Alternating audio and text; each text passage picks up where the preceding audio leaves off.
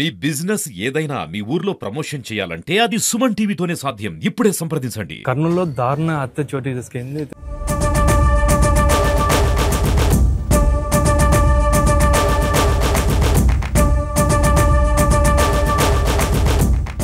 షరీర్ నగర్ లో వేట కొడవలతో అయితే దారుణంగా అయితే హత్యకు గురైన వ్యక్తి అయితే ఎవరైతే ఉన్నారో సంజన్న వాళ్ళ కుమారుడు కార్పొరేటర్ జయరామ్ ఉన్నారు. ఇంత హత్య ఎలా జరిగింది జయరామ్తో అడిగి తెలుసుకున్నాం. చెప్పండి, మీ ఫాదర్ చాలా దారుణంగా హత్యకు గురయ్యాడు. ఆ సంఘటన ఎలా జరిగింది, ఎందుకు జరిగింది అనుకుంటున్నారు? సంజన్న అనే ఒక వ్యక్తి మంచికి ఎప్పుడు ముందు ఉంటాడు, చెడుని ఎప్పుడు ప్రోత్సహించాడు. చెడుకి ప్రోత్సహించే ప్రతి ఒక్కడికి సంజన్న ఒక శత్రువు. ఇలాంటి వాళ్ళందరూ ఏకమై ఈరోజు మంచిని చంపేశారు. అది మీడియాకి మనం చెప్పేది. మాకి ఎప్పుడు ఎవరితో శత్రుత్వం లేదు, మేము ఎవరి దగ్గర గొడవలు పెట్టుకుని లేదు, మేము ఎవరితో కొట్లాడేది లేదు. మాపై మా ఎంబడి తిరిగే వాళ్ళపై కొట్లాటలు ఇలాంటివి చేస్తారు తప్ప మేము ఎక్కడ పోయి సొంతంగా గొడవ పెట్టుకునేది ఎక్కడ లేదు. ఈరోజు చిన్న పిల్లోడికి కానీ మేము ఎంత ఆదరిస్తామంటే అంత ఆదరిస్తాం. అందుకే గత 20 ఏళ్ళ నుంచి షరీర్ నగర్ కార్పొరేటర్గా మా కుటుంబంలో ఒక జనరేషన్లో మా అమ్మ, సెకండ్ జనరేషన్లో ఇప్పుడు నేనున్నా. అంటే ఎంత మంచి వాళ్ళం అయితేనే మమ్మల్ని ప్రజలు ఇలా మమ్మల్ని పై స్థాయిలో కూర్చోబెడుతున్నారు అనేది ప్రతి ఒక్కరు తెలుసుకోవాలా. అంటే ప్రజల్లో మీరు సానుకూలంగా ఉన్నారని చెప్పేసి మీకు కుట్రపూరితంగానే మీకు శత్రువులు ఏదైనా అనుకోవచ్చా? ఖచ్చితంగా అదే చెప్తున్నదా. ఈరోజు అర్ధరాత్రి షరీర్ నగర్లో ఒక ఆటో ధైర్యంగా తిరుగుతుందంటే అది కేవలం ఒక సంజన్న వల్ల అనేసి ప్రతి ఒక్కరికి తెలుసు. ఎందుకంటే అలాంటి రౌడీ షీటర్లు అందరినీ అనగతొక్కి డిపార్ట్మెంట్కి పట్టించి వాళ్ళపైన కేసులు వేసి వాళ్ళపైన రౌడీ షీటర్ ఓపెన్ చేయించిన వ్యక్తి ఎవరన్నా ఉన్నారంటే అది సంజన్న.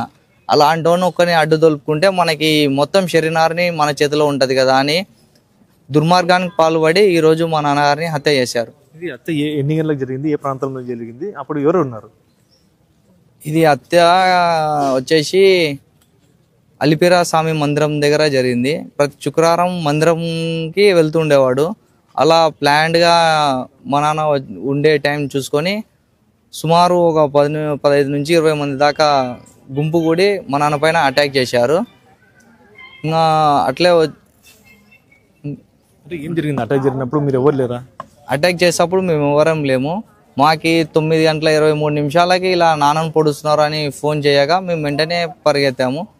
ఎత్తగానే వాళ్ళు కొడవెళ్ళతో, కత్తులతో, గొడ్డలతో నరుకుతూ ఉండగా అట్లా మా నాన్న స్పృహ పడిపోయాడు. మా నాన్న నుంచి డైవర్షన్ అయ్యి మా అన్న మీదకి వచ్చారు. మా అన్న మీదకి వచ్చేపటికలా అట్లే సందులో మా అన్న పరిగెత్తి వెళ్ళిపోయాడు. వీళ్ళ దగ్గర అంటే వాళ్ళ దగ్గర వెపన్స్నే మనం ఉత్త చేతిలో ఉన్నాం. ఉత్త చేతిలో ఉన్నవాడు ఎంతసేపు పోరాడగలుగుతాం. అలా పక్కకి వెళ్ళిపోయాడు. కొంచెం ముందరకు వచ్చేపాటికల్లా మా పెద్దమ్మ కొడుకుని కొట్టారు. అంటే మేము అనుకొని మళ్ళీ వీడు ఎవరోలే వీడు వేరేవాడు అనేసి వదిలేసి వెళ్ళారు.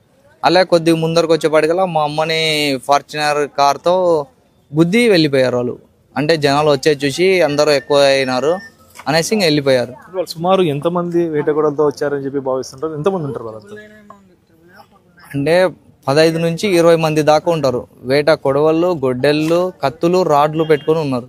అంటే ఇదంతా ప్లాన్ ప్రకారం జరిగింది అనుకుంటున్నారా? ఖచ్చితంగా ప్లాన్ ప్రకారమే జరిగింది. అదే ప్రతి శుక్రవారం వస్తాడు, ఎవరు రారు, ఈయనతో పాటు ఎవరు ఉండరు ఇదొక్క ప్లేస్లో అయితే అనేసి బాగా పక్కడ్బందీగా ప్లాన్ చేసుకొని చేసి దీనిపైన ఎవరున్నారు వస్తాం అనుకుంటున్నారు? ఎవరు ఉన్నారు? ఎవరు జరిగింది? ఎవరి వల్ల జరిగింది హత్య?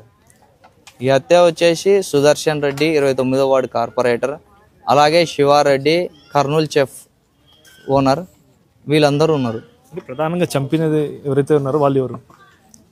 వడ్డే రామాంజనేయులు, వడ్డే కుమార్, వడ్డే రేవంత్, వడ్డే శివ, వడ్డే సావిత్రి, వడ్డే వీరేష్, వీళ్ళందరూ ఉన్నారు.